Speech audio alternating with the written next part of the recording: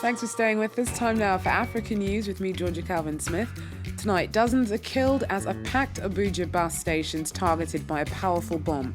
Nigeria's president says the attack bears the hallmarks of Islamist militants group Boko Haram.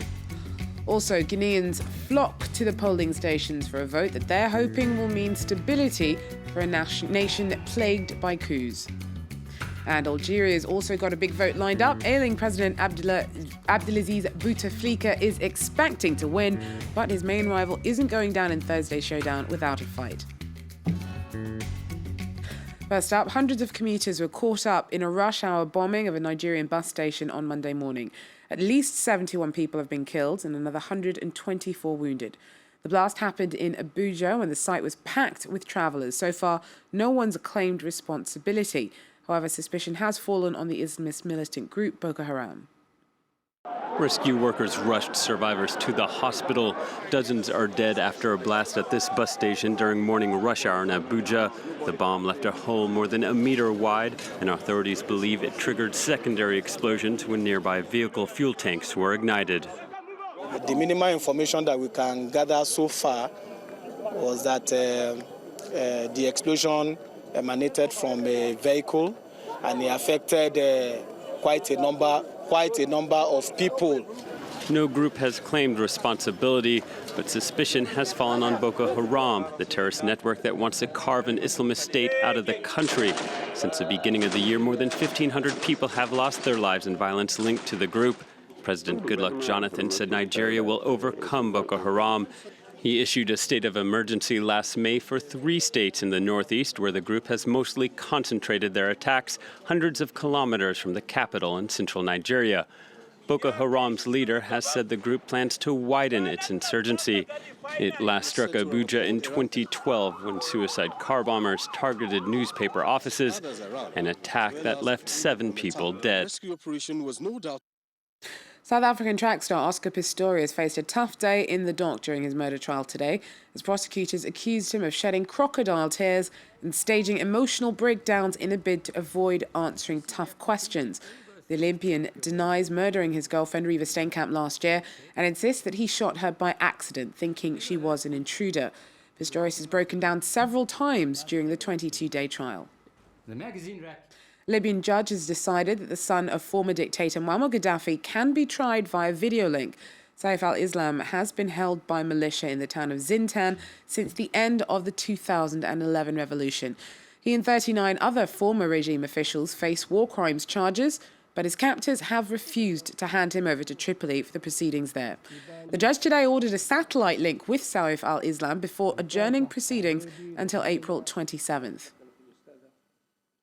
At least 2 people were killed and several others hurt in Bongi on Sunday after the African Union's MISCA force repelled an attack on the home of the former Central African Army chief. Dangerous instability continues to plague the country after last year's short-lived takeover by Seleka rebels. Consequent fighting seen around 300,000 refugees, many of them Muslims, flee to neighbouring countries, whilst over 500,000 internally displaced people, or IDP, are also in desperate need of humanitarian aid. Well, earlier I spoke to the UN's envoy to the Central African Republic, Abu Musa. He told us that even as they flee, many Central African refugees are being targeted by Christian anti-Balaka militia. Many of the people we met, particularly in Cameroon, spent weeks before they could get to the border.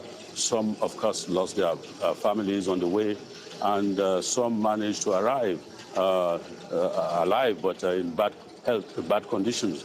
We saw children at the border of Cameroon, in the hospitals, malnourished children, very severe malnourished children, because of the long journey they've gone through.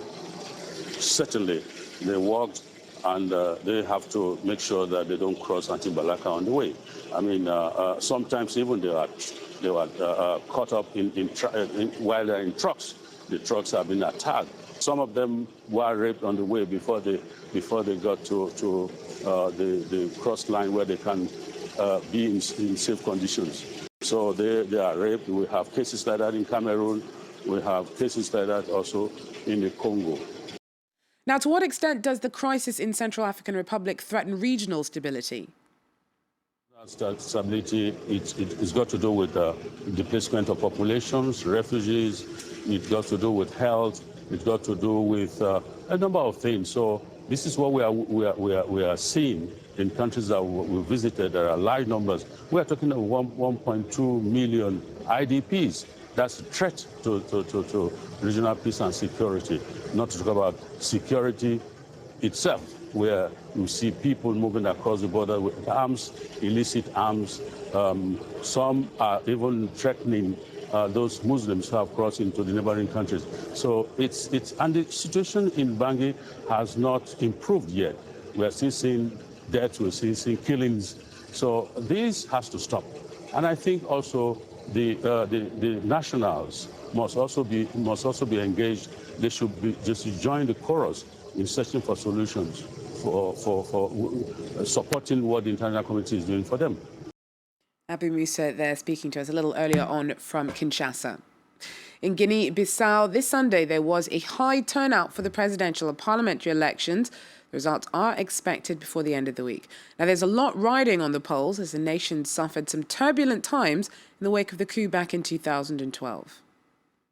Never before had the turnout been so high in an election in Guinea-Bissau. 70% of voters headed to the polling stations to say they were fed up with violence and coups.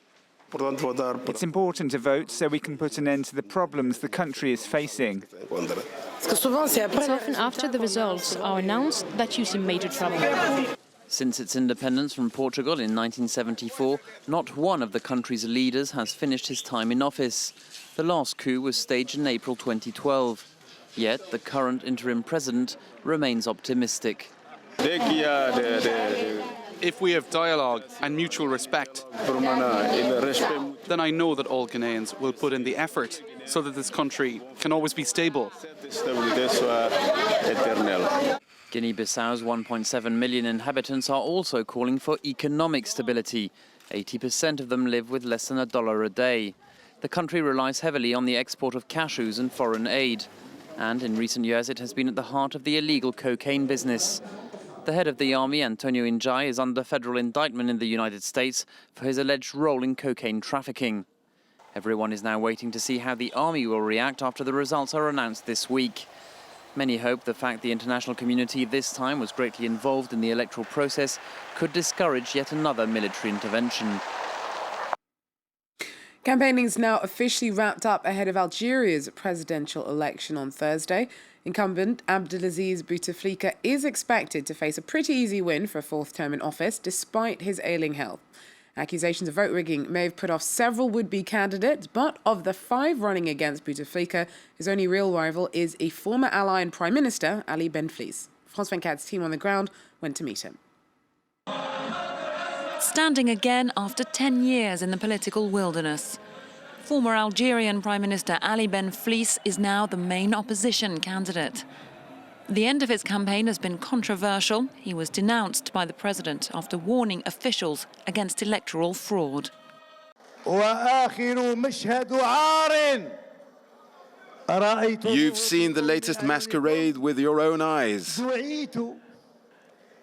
I was invited onto a program on public television, which I'd been barred from for 10 years, and I wasn't allowed to speak out.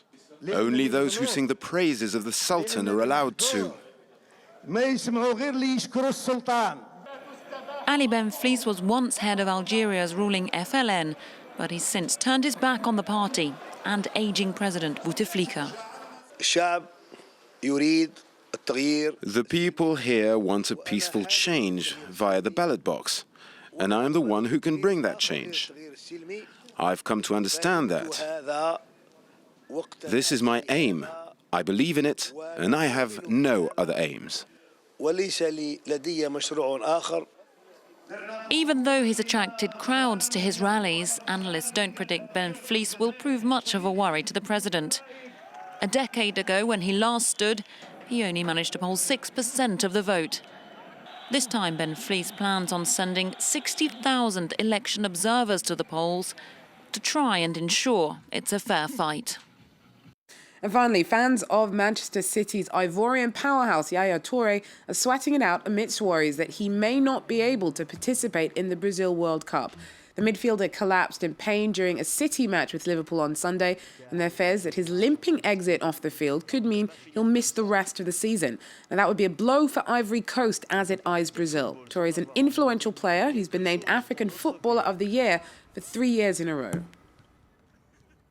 That wraps up African News for me for today. Stay with us though, more news and headlines from around the world coming up. Take care.